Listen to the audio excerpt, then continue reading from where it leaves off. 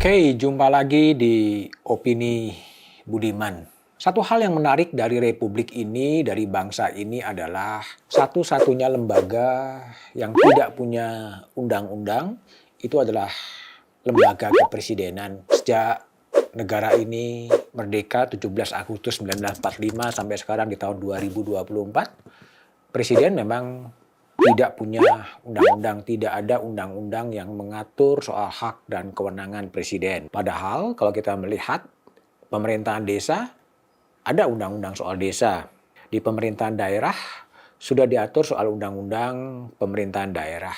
Di level eksekutif, Kementerian Negara diatur oleh undang-undang Kementerian Negara. Di wilayah kekuasaan legislatif, kekuasaan lembaga perwakilan ada seperti MPR, DPR, DPD, itu ada undang-undang yang namanya Undang-Undang MPR, DPR, DPD, DPRD atau Undang-Undang MD3. Sedang dalam cabang kekuasaan yudikatif, ada Undang-Undang Pokok Kekuasaan Kehakiman, ada Undang-Undang Mahkamah Agung, ada Undang-Undang Mahkamah Konstitusi, dan ada Undang-Undang Komisi Yudisial. Nah, yang menjadi pertanyaan adalah mengapa tak ada Undang-Undang Kepresidenan? Ada beberapa penyebab sebetulnya kira-kira bisa menjelaskan kenapa tak ada undang-undang kepresidenan. Satu pandangan mengatakan bahwa tidak perlu ada undang-undang kepresidenan. Hak dan kewenangan presiden sudah diatur dalam konstitusi. Tidak perlu lagi ada undang-undang kepresidenan. Itu satu argumen atau satu pandangan yang bisa diperdebatkan.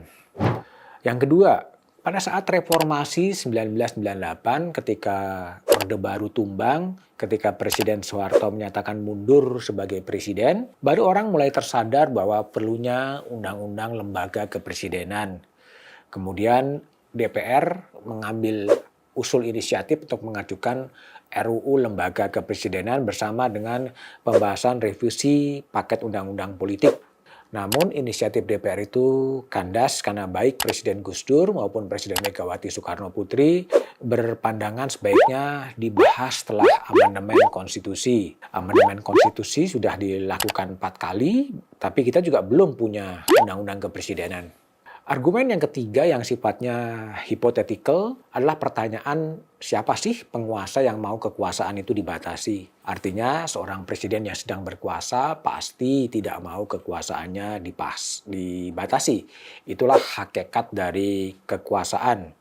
Karena kekuasaan itu memang menggoda, kekuasaan itu memang mempesona, kekuasaan itu memang menggetarkan, dan semua orang akan mendekat ke pemegang kekuasaan.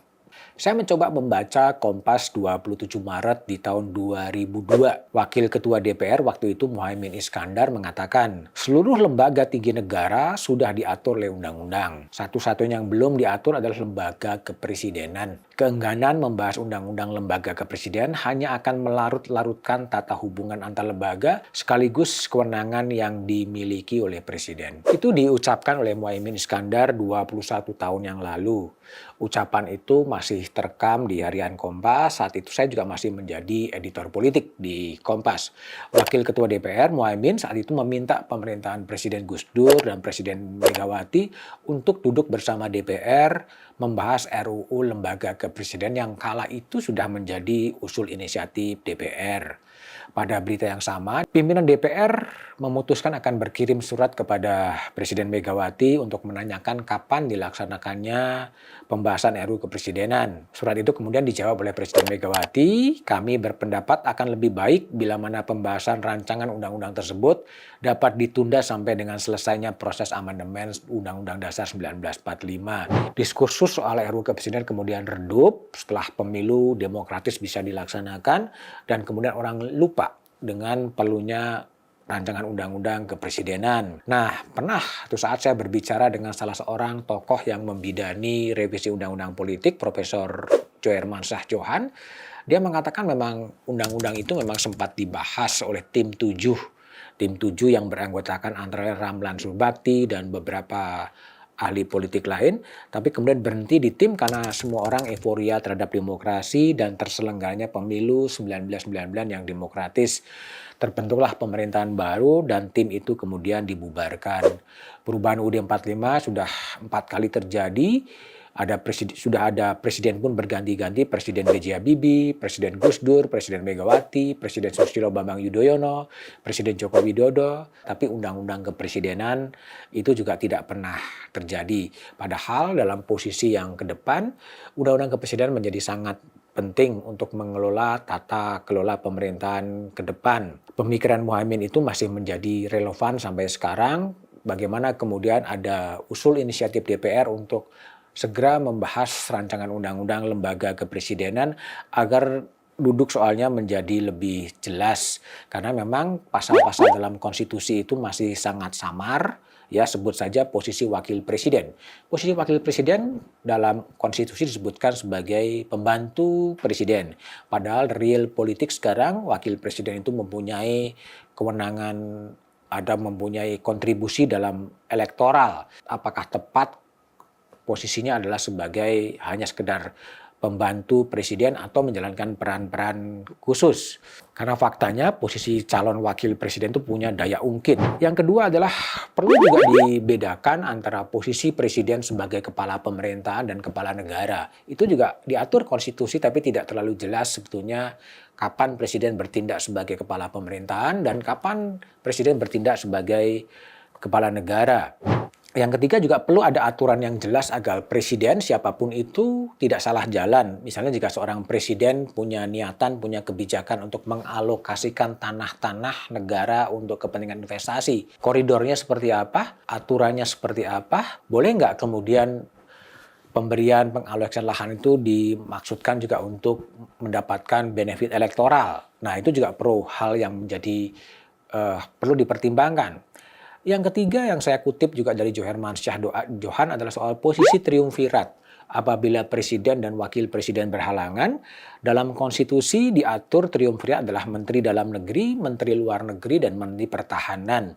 Nah, Johermansyah mengatakan itu pejabat sebenarnya appointed, ditunjuk oleh presiden, ya, sehingga tidak terlalu pas untuk menjadi triumvirat. Karena mereka bukan elected, bukan dipilih. Seharusnya yang dipilihlah yang bisa menggantikan menjalankan pemerintahan sementara. Tetapi kembali lagi, problemnya adalah bagaimana kemudian itu digolkan sehingga bangsa ini kembali atau pertama kalinya memiliki undang-undang kepresidenan. Dan ini bisa juga meniru bagaimana mantan-mantan presiden itu ditempatkan dalam rancangan undang-undang kepresidenan seperti yang ada di Amerika, The President Club, di mana mantan-mantan presiden punya kewenangan juga, bisa berdiskusi dengan presiden yang menjabat, dan bisa ikut memberikan kontribusi ke depan. Hal itu tentunya menjadi penting, dan ini bukan dimaksudkan untuk pemerintahan Presiden Jokowi, tapi justru undang-undang kepresidenan ini bisa menempatkan di mana mantan-mantan presiden nanti setelah Presiden Jokowi mengakhiri jabatannya 20 Oktober bisa ditempatkan.